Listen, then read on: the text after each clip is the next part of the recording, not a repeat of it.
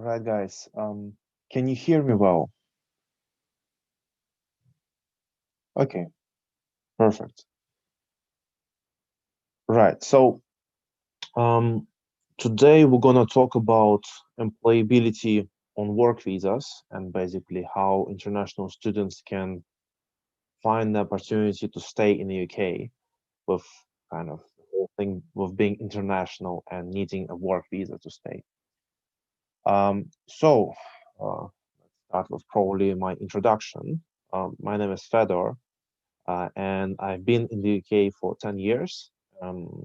Basically, I studied some more and more. Then I got myself a job, and now I'm running my own business.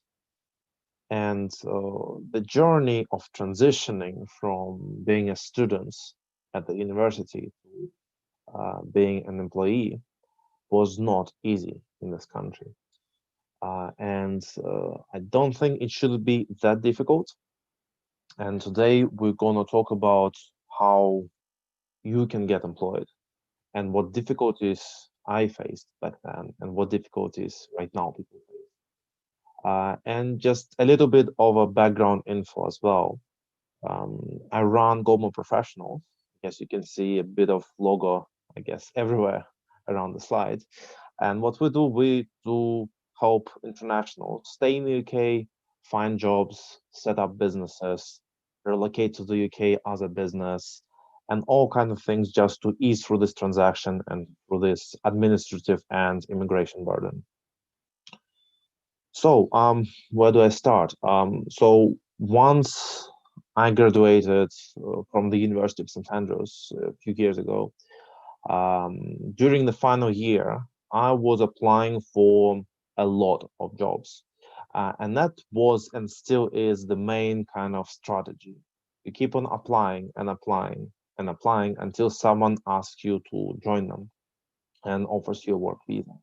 So I did more than 120 applications.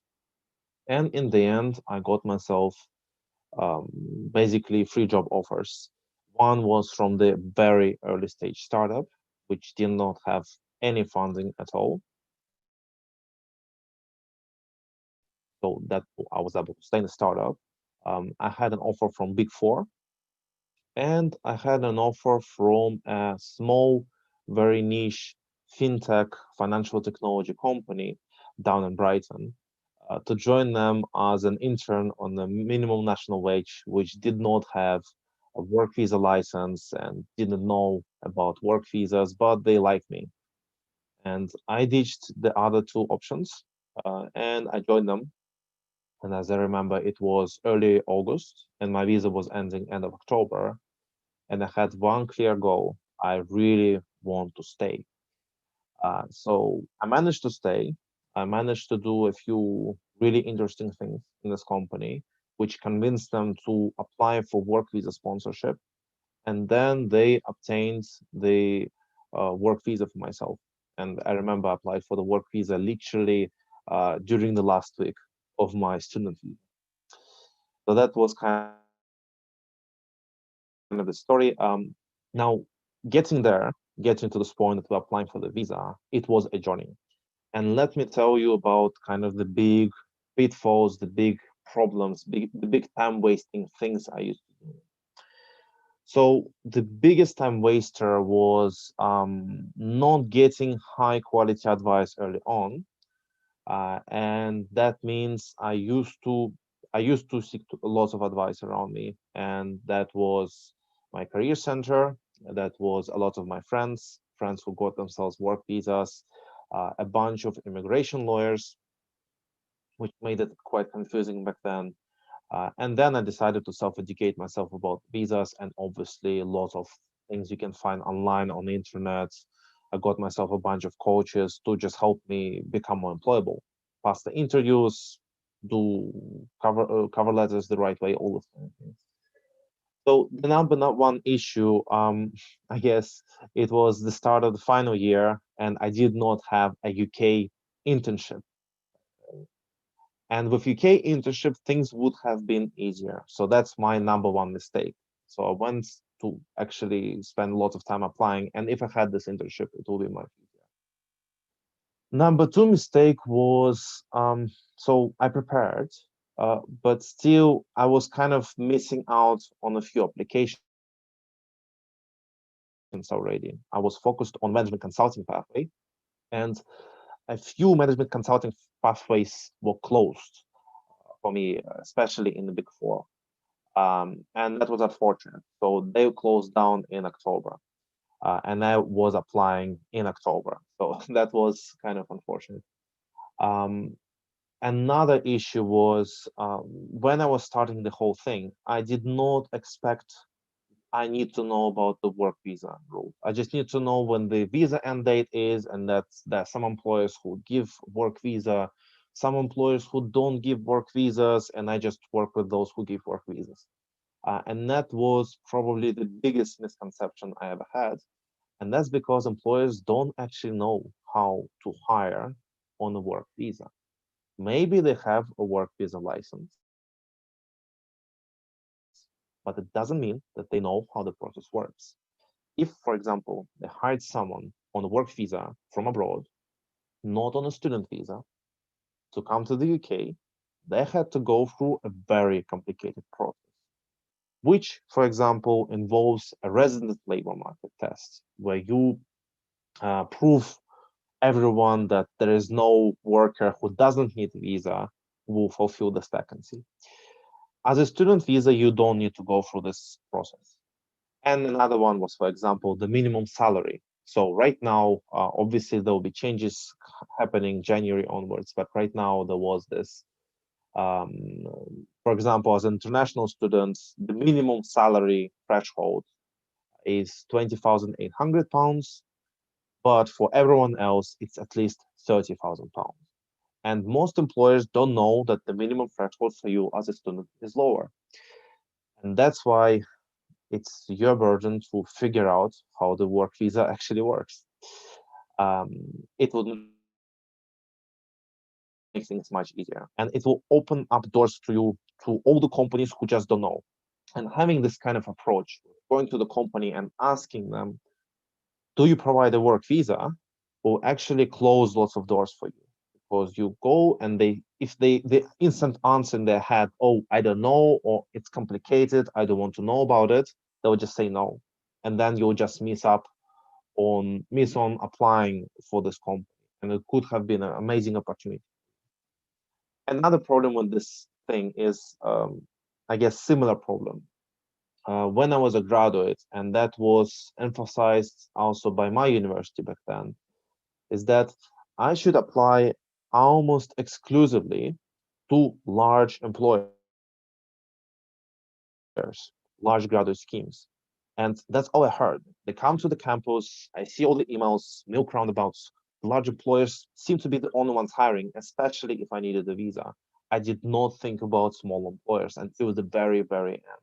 And that actually saved my career.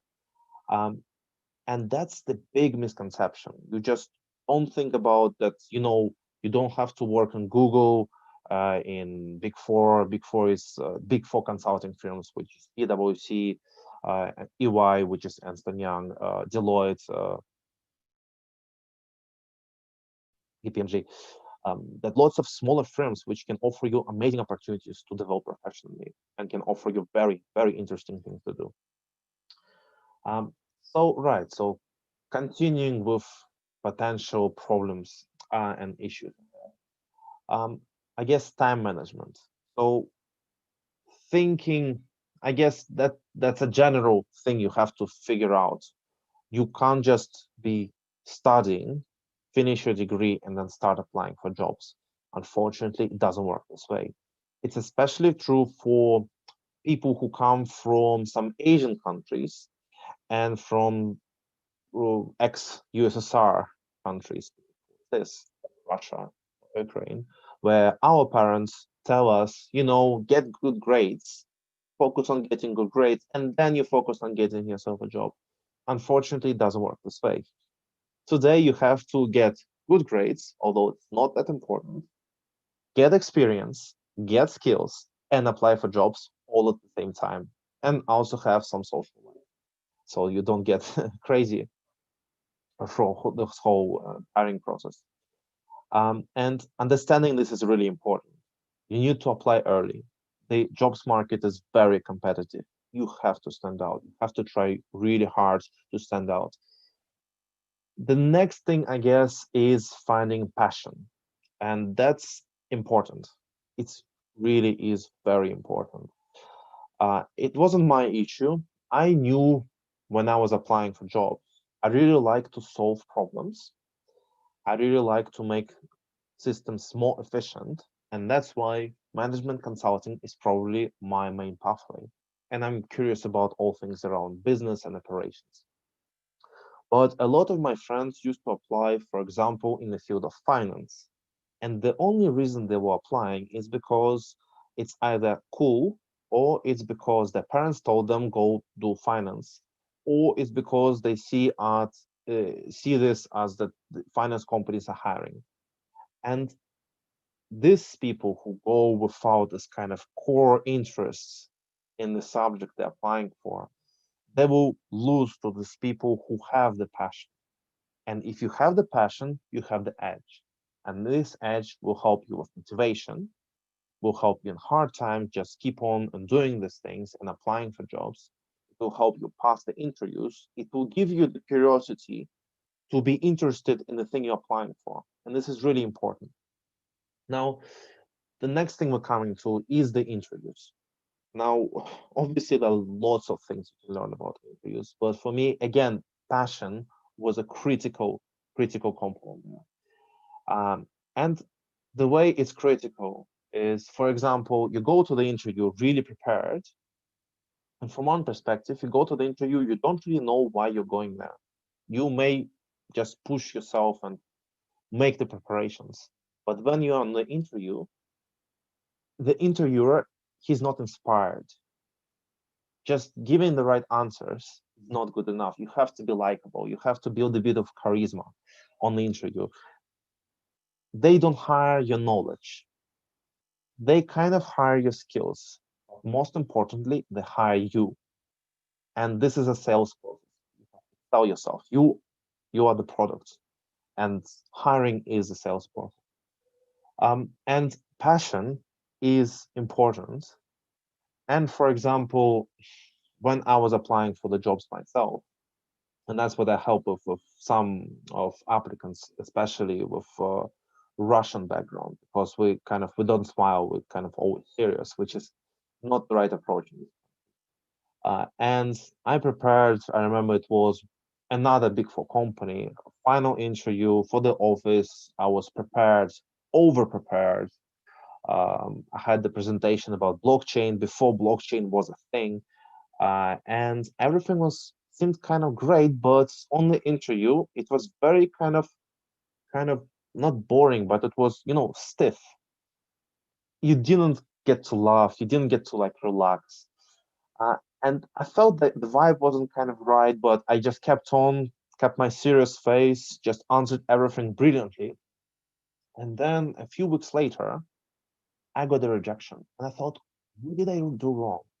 What happened there? And I pushed for feedback, and I got the feedback, which was literally saying, you were the top applicant, everything was great, you knew everything, you knew much more than we expected you to know, but there was no light in your eyes. And just think about it for a second. You go to the interview, you like the job, but you just try to keep very professional. And that's why you just don't laugh, you don't smile, you kind of feel very stiff. And that was the reason, based on that feedback they gave me on the phone, that was the reason they did not give me a job, because the partner who interviewed me felt that I wasn't passionate. That's why showing your passion is incredibly important. If that could be the one key takeaway from this whole thing I'm going to talk about, is show your passion. Make sure the interviewer knows that you're passionate. Right.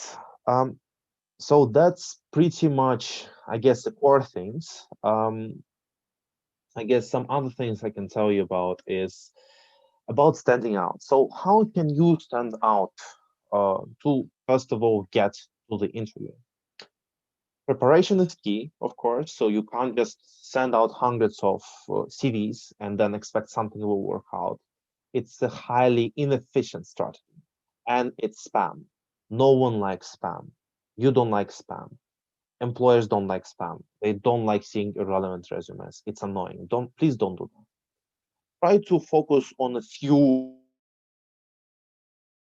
high quality applications. By high quality, I mean that you look through the job application, you see that you have the necessary skills, and when you apply in your cover letter or in the application form, you reflect on the skills which are required, and you explain how you have the necessary skills and how you will add value to this specific company, not to any firm in your industry, in management consulting, not to anything, any kind of particular firm, but like try to focus on this employer who you're applying for. Try to think what they make them stand out. Show them that you did your research. So try to focus on quality over quantity, but also have the quantity. Um, I was doing some calculations the other day, and obviously I'll talk about in a moment about all the different strategies, not just direct applications. That's actually one of the least efficient way to get yourself a job. But it's like to get to the interview, you need initial interview. You need to send about 10, like 3 to 10 job applications to get from the initial interview to the final interview. It's also maybe one third chance, 1/10 chance to pass, and get converting the final interview into job offer is also about 1/3 to 1/10 probability. It depends really on your industry, on competition, and then converting the job offer into a job offer on a work visa, it's also not 100%. With training, it's about 2/3. Without training, it could be 1/10 again. So looking backwards, looking at your probabilities, you'll need to be applying for about 60 to 100 jobs to make sure you actually get something. High quality applications. You could be lucky and you could be really a strong applicant, and then 10, maybe 20 applications would be enough. If you don't need a visa, 20 to 30 would on average be enough. Obviously now COVID and what's happening. But it's possible to get a job, but it's a slower process, harder. You would waste more time applying for jobs which are not actually hiring, or the hiring process is frozen. And trust me, you don't know what's happening. You don't know what will happen, and the employers don't know either. And that's why uncertainty is playing against you. It's a factor against your success. Right. What else can I tell you? Right. Okay. How can you boost your profile? As I used to say in the uh, early in this interview, um, focus on adding value and building your skills. What will make you stand out? Obviously, professional experience is great. Just be mindful that UK professional experience is valued much more than non-UK professional experience. If you come from countries like Russia, China, India, your experience will be heavily discounted, heavily. For example, I had 2 years of experience in a bank, working part-time or remote, and I had 3 months of experience working in a marketing technology startup. I applied for all kinds of firms, and no one cared about my Russian experience working in a bank, which was weird because I did lots of analytics there. Anyway, that's how most of employers think. And the reason behind this, there is some bias towards it. And that's because maybe you got hired because your dad got hired you there. And that's partially true in my case. And employers know this. Another thing, they can't really prove it. They can't check if they're gonna call your country. First of all, it's a complication from technical perspective, but it's also, are they gonna speak Russian? Are they going to speak English? And the third one is how relevant the industry experience there to the industry experience to the UK. And the difference can be massive in terms of work culture, in terms of type of tasks you do, in terms of the industry dynamics, in terms of, what kind of normal. Uh, I guess I can say, for example, dealing with immigration in Russia is a non-regulated activity. Dealing with immigration in the UK is a regulated activity. So if you go on and work in Russia in immigration, that's not considered really a legal experience. But working with setting up and opening companies, it's on in the UK, it's pretty much on the contrary. Anyway, what else can I tell you? How do you add value? So apart from the experience, it's the extracurricular activities which you may not be used to if you're from abroad, but in the UK, being part of student societies makes, first of all, it's really is enjoyable experience. Don't mind the COVID, but still you have human interactions, and you don't just discuss studies and, I don't know, partying. You discuss building something together. For example, building this amazing future conference, which I'm part of right now. And that gives you the professional experience which employers are looking for. I think right now, number one skill is teamwork. Surprisingly, it still is teamwork. People are awkward. People are awkward when they start working and they don't know how to work professionally together. And that may seem to you that it's kind of, what do you mean, like not working in a team? That's kind of simple. It's not. Being efficient in teams is really important. And I hired a bunch of people here and there back then, and I initially disregarded for myself the value of teamwork, and I regretted it very quickly because if people can't work in a team, especially in remote teams right now, everything is done on Zoom, on Skype, on virtual kind of technology things. If people can't collaborate efficiently, then they are dragging the team down. Even if they are amazing players, if they don't coordinate, the whole machine, the whole division, the whole team is not working well. That's why it's an important skill, and you can develop it by doing something together outside of your studies. Um, in terms of extracurriculars, focus on projects. So don't just join a society and be proactive. Don't just join on the webinar. Ask questions. Create your own webinar. Start doing something. Start a blog. Do something. Be interesting. No one wants to hire someone with amazing grades who has done nothing apart from studies. It's kind of boring. Um, Try to also think about the skills you would want to develop and the skills which would be useful for you in the long term. Think about where you want to end up. If you don't know where you want to end up, just don't apply. Just start. Try to figure out. Try to figure out what do you like doing. Do you like dealing with people, or do you hate dealing with people? Would you rather deal with data? Do you deal with sales, or do you deal with customer success?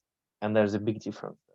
Like selling as a process, for most people, it's a strain. It's a exercise which drains you. For others, it's energizing. It's very energizing.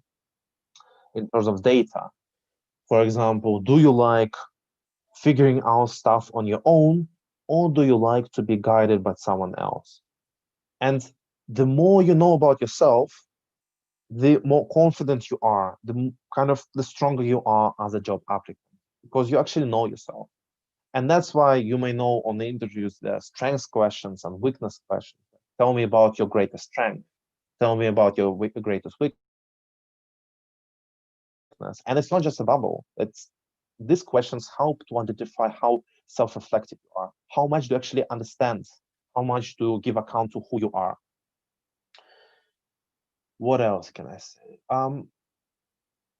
There are things apart from student societies which you can take part of. And I highly recommend you taking part of in business case competitions and hackathons. These are quite common, for example, in Russia and in the US. in the UK, you kind of can look around, you will find. So this is kind of challenges, competitions, where you practice business skills or IT skills. You're faced with a problem, you have limited time.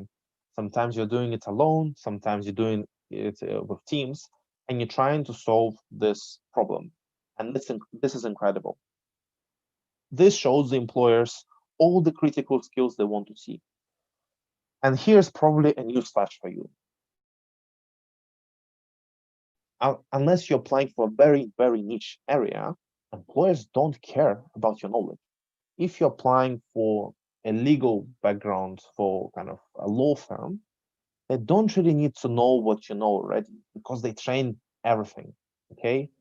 If you're applying for business consulting job, you just forget all these academic theories you saw. They're useless. Okay.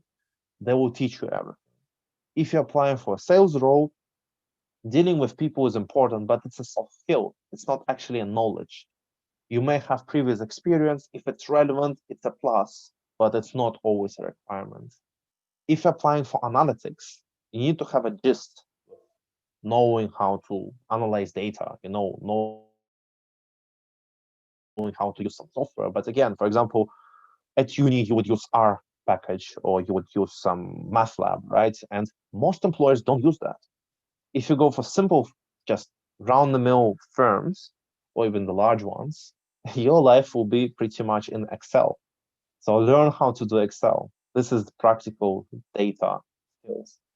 Obviously, I'm not talking about data science. This is more advanced. But still, you usually employers don't look for actual knowledge. They look for skills and aptitudes, and that you will fit within what you will be doing. Right. Okay. I guess a few final tips, and then I'll start answering some of your questions, I guess. Um, be confident. Don't be too confident, but usually for most people, you're not confident enough. You are too shy. You kind of, you think that you will be shown, that you will be kind of recognized, but it's up to you. You have to showcase yourself. So that's one thing. Another thing is try to, you know, step up the game. Don't do something which everyone else is doing. As I said, don't just apply for jobs which you see. Create opportunities. There's a there's a thing about not going with the flow, not going where everyone is going. And there is a statistic, I think it's from either Western Europe or US on just the Western world, and that says more than 80% of jobs are filled without ever going public. That means that out of 10 jobs, 8 jobs are taken without being advertised on LinkedIn, on Indeed, and other places like that. They're being given out by referrals.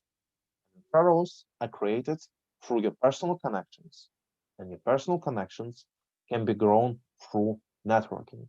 So please think about networking. It's a big part of culture in the UK, and it's a big opportunity for you to grow and become a professional. Right. Do we have questions? Okay, thank you, Fedor, very much for the presentation. It was very insightful. I don't think we have any questions on YouTube, so we have some questions prepared for you. Okay. And the first one is, what are the most common mistakes in CVs, applications in general, or interviews? Okay. Most common mistakes. CV, I guess it wasn't proofread, so it has obvious mistakes in spelling. There are tiny mistakes like there's no bullet points, not bullet points, they're like not dots, not comma, no commas, so punctuation mistakes. And they can be seen by some employers. And some employers will just cast off your CV just because of that. Another very common mistake is what I see, um, that the CV is not one page. It should be one page. It can be 2 page if you are really incredible, okay? But it should be 1 page, not 1.5 page, not 2.5 pages, 1 page. Another common silly mistake is you focus on writing about what you did, but not what you accomplished. And that gives an impression that you participated in everything but achieved nothing. And that's bad. Giving too much information which is irrelevant is also a thing. Writing too much about your academics, writing about, for example, your school, not university, but like college education is irrelevant for most employers. And basically just not giving the information which the employer is looking for. In terms of cover letters, the biggest problem is you just write about yourself. 95% of the space is I'm great at this, I'm great at that, I did this, that, did this and that. And then you say, that's why I want to apply for this position. But employers want to see not just why you are the perfect candidate. They want to see your motivation. They want to see why this particular role is interesting for you and why this particular employer stands out for you. Why don't you go to any other employer and you need to show your research? And obviously, the next thing about cover letters, lack of structure. Very similar to application form questions. So you just keep on writing things. Don't make it a listing exercise. Develop the strongest points and make them flow. Um, I guess in terms of interviews, it really depends on each person. As I mentioned too, for example, Russian speakers, they're stiff. They don't smile. They're kind of, very serious. Too serious. You don't take it too seriously. You're graduates. They won't take it seriously in general. Um, and I guess that's what probably interview 101 um, is the technique where you give the context first and then give what you did and what you achieved. And that's really is an important technique.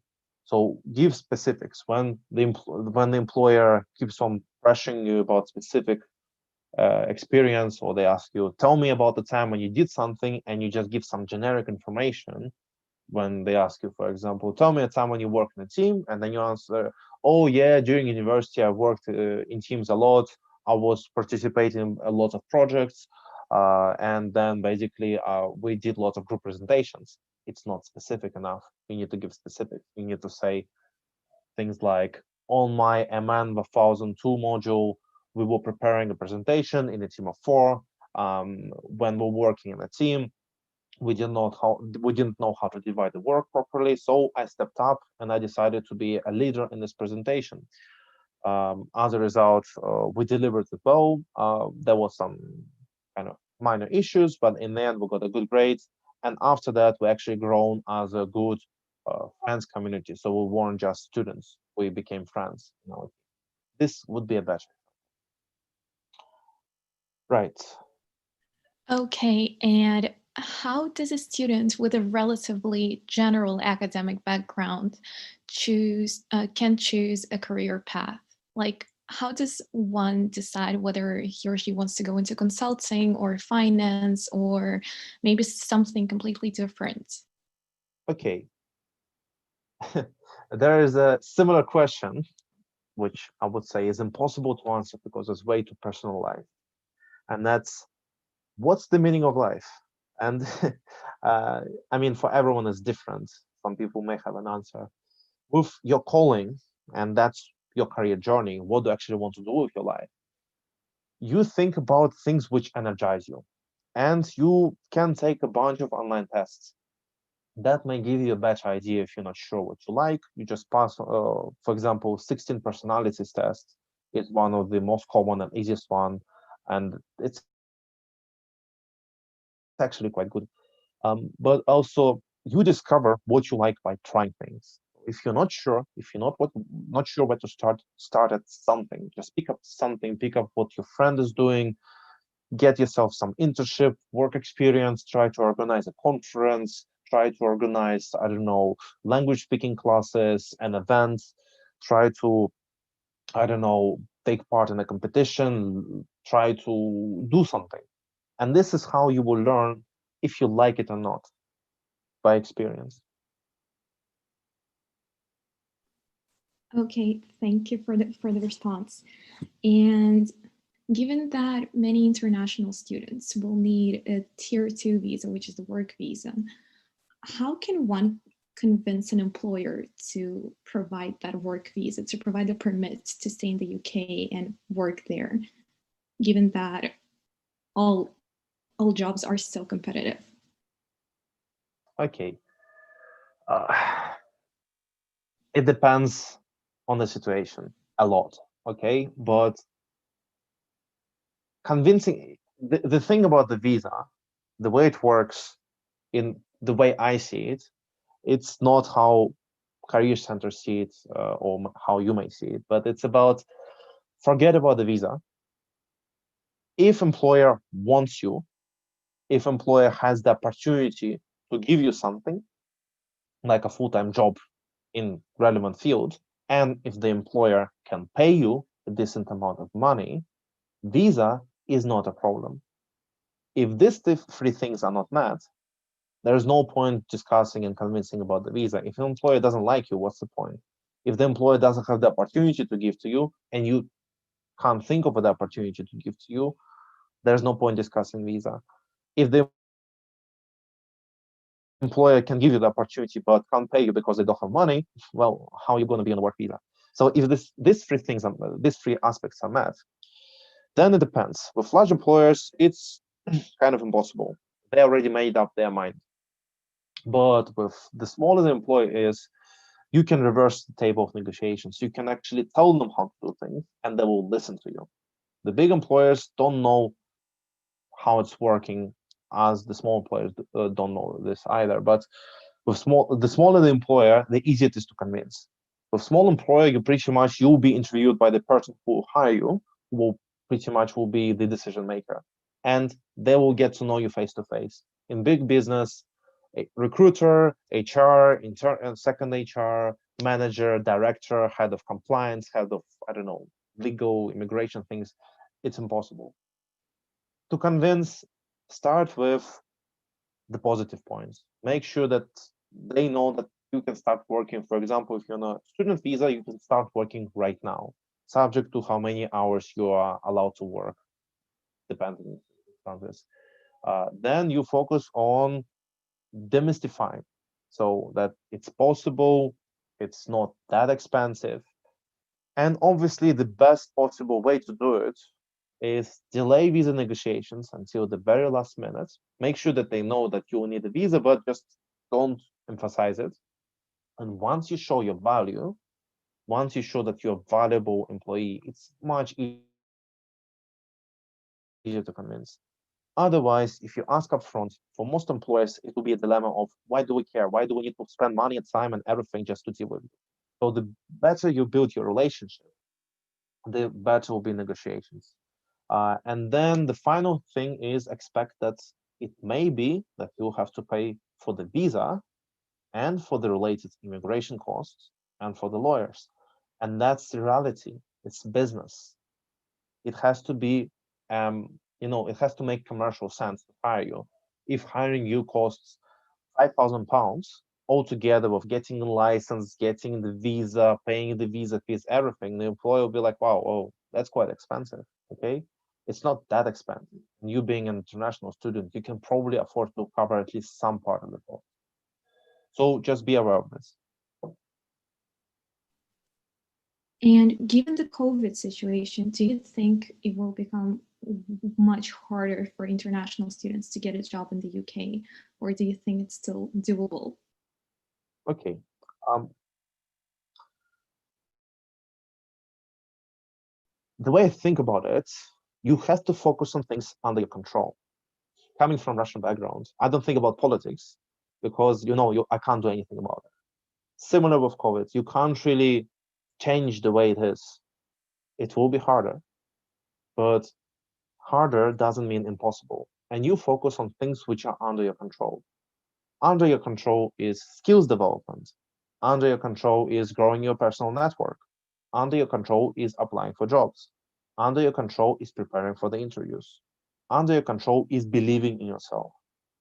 And if you do all these things, you are likely to get a job. Um, I can drop a bit of statistics. So before COVID, um, only 3.5% of students on student visas got themselves work or business visas, which is not a high number. And on COVID, I don't know. I haven't seen the data yet. I think it's very low. But those who stay, maybe it will be worthwhile for you to talk to them. Those who stay, they stand out. They're not exceptional. They're not super clever, okay? But they are proactive. They're very proactive. They believe in themselves, or they have lots of money, okay? But they are proactive, and by their proactivity, they actually stay. And actually, a question about network. How can students increase their network? Like, how does one meet people? How does one make connections, like make relevant connections? Okay. How do I make friends? Okay. Well, that's a very similar question, actually. You start to think where you can find these people who you want to network with. You can start by networking with your peers. It's not that efficient, but you can practice the art of networking. The essence of networking is learning about the professional side of people first, rather than how much beer they can drink in one night. Okay, so that's what networking is really, and discussing professional topics. Again, topics of professional passion, and that's why passion is important. So where you find networking with COVID in mind, LinkedIn and online conferences which have networking component is a good start. By LinkedIn, I don't mean message everyone. Again, don't do spam. Everyone hates spam. It's bad for your karma. Please don't do this. Be mindful. Think of who you want to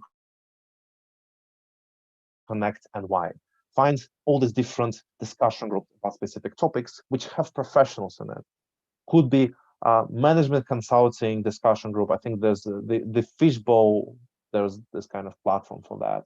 There's lots of discussion happening for Russian speaking professionals, and I'm part of most of them right now. There is lots of discussion about tech and startups. You just look it up online, how discussion about startups, meetups. Lots of groups went online. They started to do Zoom networking, which it is kind of sad, but it's better than nothing. Then once COVID is over, someday, hopefully, then you can start doing offline networking. Offline networking, you pretty much just Google networking, events, socializing, and you go there. And when you go, you focus on metrics. And your main metric would be, at first, would be how many people I contacted and exchanged contacts. The easiest one is how many people are added to LinkedIn after the event. Okay. And then you build meaningful connections. You start talking about these things. You start asking them about their problems and how you can help them. And having this kind of management consulting approach to people actually helps them to see you as a valuable person. That would be kind of my key thing about networking. Or you can message me and I can help you. That's another way to build your network. And why did you personally choose to start your own business instead of staying in consulting, working for someone else? Okay, that's a good question. So I wanted to start a business someday. This decision was rushed. And it was rushed by another business venture which I saw, which was related to business immigration. There were multiple factors. I would say I was a little bit bored as a management consultant in a fintech startup after some time. I started with applying for grants, firing the marketing team, hiring people, changing the operations, and then the longer I stayed at the company, the less impact I could create. And then there was just some final projects which I wasn't able to connect with. So I created potential projects, I pitched them, the company took on, and they did not get me involved in those. That's why I was a bit kind of dispassionate. And then pretty much I saw the whole immigration problem, and I saw it because I experienced it myself, and I'm still experiencing it. I'm still on an entrepreneurship visa, and I think the system is unfair. And my personal opinion is internationals who try to stay here, they are a valuable asset to this country, and they are valuable assets to the community. And I don't believe the borders should exist the way they exist right now. And that's why I want to fix it. And another thing is, again, I looked at employability, specific areas. So I don't look at asylum. I don't know how it works actually. I know how the work visa works. I know how business visa work, and I help with that. And I see that there's lots of kind of misinformation out there. There's lots of kind of, it's not life or death issue, but it's your life, okay? And lots of people like me, they spend their youth studying in the UK, or maybe they just studied there for a year and they just fell in love with the society, with the country, and they want to stay. And I believe if they want to stay, there needs to be an opportunity for them to stay. And that's why I want to help them. That's how the business was started. And I still do management consulting for the business clients, but I followed my passion. My passion is helping entrepreneurs develop their ideas and help young professionals figure out their future. That's pretty much how it started. And how do you help in Goldman Professionals? How do you help students stay in the UK and get a job? Okay. Uh, okay. The wrong answer would be I help them to believe in themselves because that's kind of number one component. But the proper answer would be I teach them everything they need to know. I teach them pretty much how to stand out. It's a mix of how do you sell yourself and like the way that people actually buy into you and they like you. How do you grow your skills and how do you know where to grow? Where do you apply? How do you waste as little time as possible in this process? Things like, making really good CVs and cover letters. I still haven't met anyone who had a CV or cover letter better than my standards. And that's something I'm proud of. And obviously the visa negotiations. And that's something which is relevant to students right now, may not be that relevant later because you have this 2-year buffer with post-study work visa. And finally, if someone is with kind of business background, I help them with practical business consulting, hands-on things they can go and do in the company, through which they can improve their salary, secure their job, and basically get the name out there. Basically, getting the grants and doing all this kind of crazy things I used to do fresh out of uni. Um, I also provide with arranged, unpaid UK work experience.